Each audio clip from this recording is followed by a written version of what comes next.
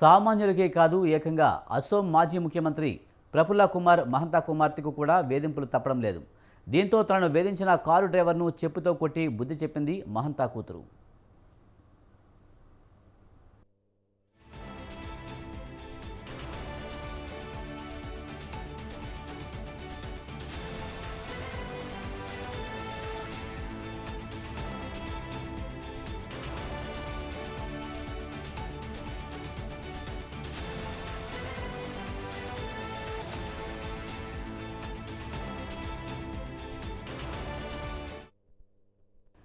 ఆడపిల్లలను పోకిరీలు వేధించడం, అప్పుడప్పుడు సదరు పోకిరీలకు ధ్యాసొద్ది ఇవన్నీ మనం చాలా చూసి ఉంటాం. అయితే ఇలా ఆడపిల్లలను వేధించేవారు సహజంగా బయటవారై ఉంటారు.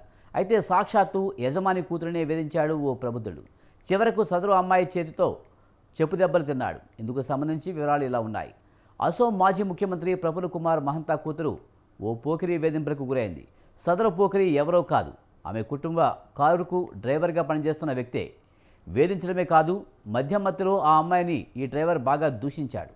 దీంతో కోపం పట్టలేక డ్రైవర్కు ధ్యాసొద్ది చేసింది మహంతా కూతురు.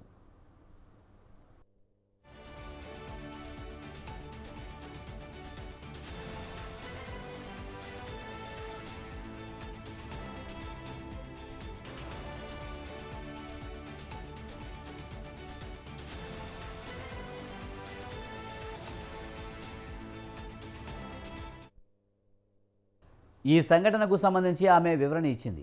ఆ అమ్మాయి చెప్పిన వివరాల ప్రకారం ఆ డ్రైవర్ చాలా కాలం నుంచి మహంతా కుటుంబం దగ్గరే పనిచేస్తున్నాడు. అయితే ఈ డ్రైవర్కు తాగుడు అలవాటు బాగా ఎక్కువ.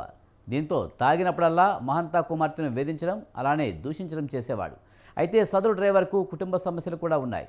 దీంతో డ్రైవర్ విషయంలో చూసి చూడనట్లు పోయేవారు మహంతా కుమార్తె. పాత డ్రైవరే కదా అని కాస్తంత సానుభూతి కూడా చూపించేవారు. అయితే సహనానికి కూడా ఒక హద్దు ఉంటుంది. తాజాగా తాగిన మత్తులో మరోసారి తన బుద్ధి చూపించాడు. మహంతా కుమార్తె ఉన్న గది తలుపులు గట్టిగా కొట్టాడు. ఆ అమ్మాయి ఎంతకు తలుపులు తీయకపోయేసరికి గట్టిగా అరుస్తూ దూషించడం మొదలుపెట్టాడు.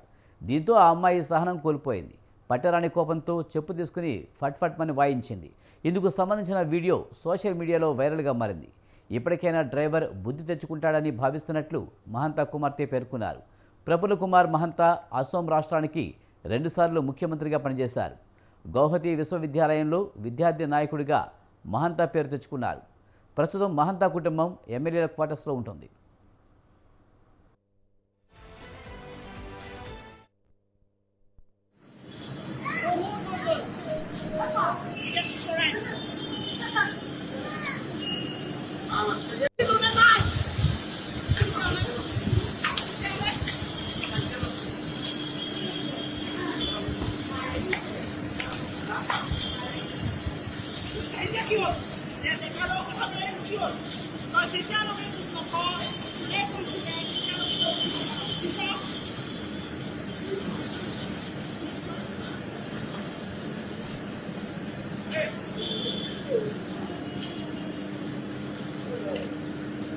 Kita lo que puso la gente, no lo trae para